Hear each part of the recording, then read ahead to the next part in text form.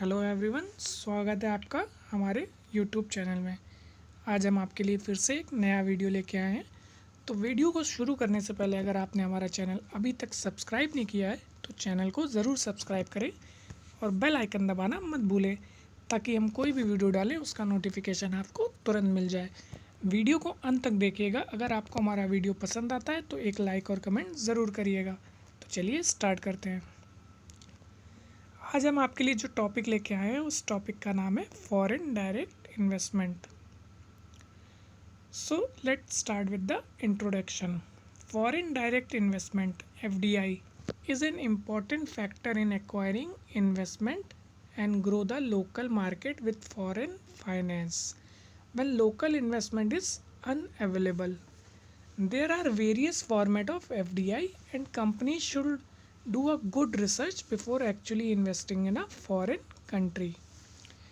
It has been proved that FDI can be a win-win situation for both the parties involved. The investor can gain cheaper access to product or service, and the host country can get valuable investment unattainable locally. There are various vehicles through which FDI can be acquired, and there are some important questions the firm must answer before actually implementing a FDI strategy. So let's talk about the definition. FDI, Foreign Direct Investment, in its classic definition is termed as a company of one nation putting up a physical investment into building a facility, that is factory, in another country. The direct investment made to create the building, machinery and equipment is not in synchronized with making a portfolio investment and indirect investments. In recent years, due to fast growth and change in the global investment pattern, the definition has been expanded to include all the acquisition activities outside the investing firm home country.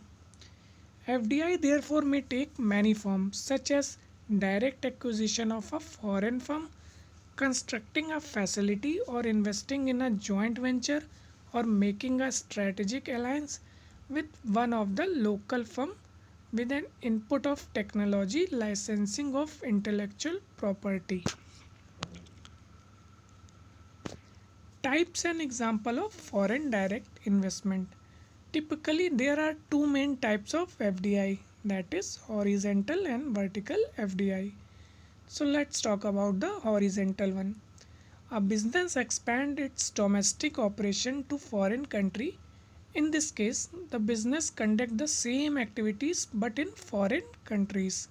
For example, McDonald's opening a restaurant in Japan would be considered a horizontal FDI. And what is vertical FDI? A business expand it to a foreign country by moving to a different level of the supply chain. In other words, a firm conduct different activities abroad, but these activities are still related to the main businesses. Using the same example, McDonald's could purchase a large scale farm in Canada to produce meat for their restaurant.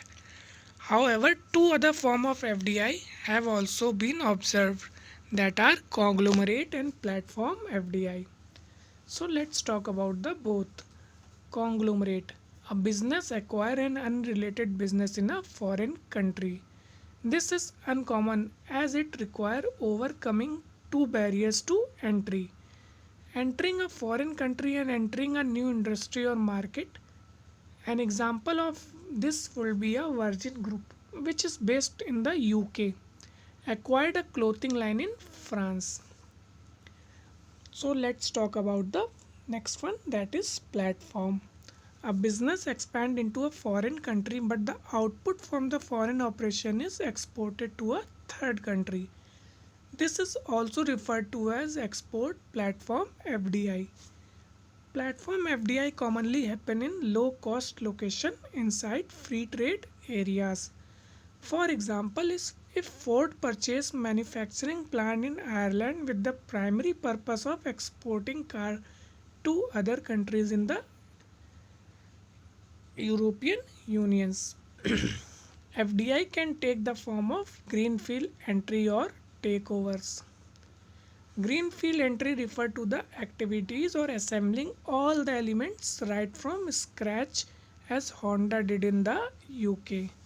Foreign takeover means acquiring an existing foreign companies as Tata acquisition or of Jaguar Land Rover small which account for less than 1% of all foreign acquisition. This choice of entry in a market and its mode interact with the ownership strategy. The choice of wholly owned subsidiaries against joint venture gives 2 into 2 matrix of choice, the option of which are greenfield wholly owned ventures, greenfield joint ventures, wholly owned takeovers, and joint foreign acquisitions. These choices offer foreign investor option to match their own interest, capabilities, and foreign conditions. Methods of foreign direct investment. As mentioned above, an investor can make a foreign direct investment by expanding their business in a foreign country. Amazon opening a new headquarter in Vancouver, Canada will be an example of this.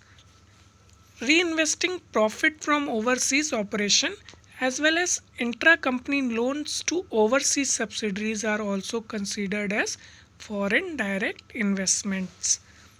Finally, there are multiple methods for domestic investor to acquire voting power in a foreign company. Below are some of the examples. Acquiring voting stock in a foreign company, merger and acquisition, joint venture with foreign corporation, starting a subsidiary of domestic firm in a foreign country. FDI. What are the basic requirements of FDI?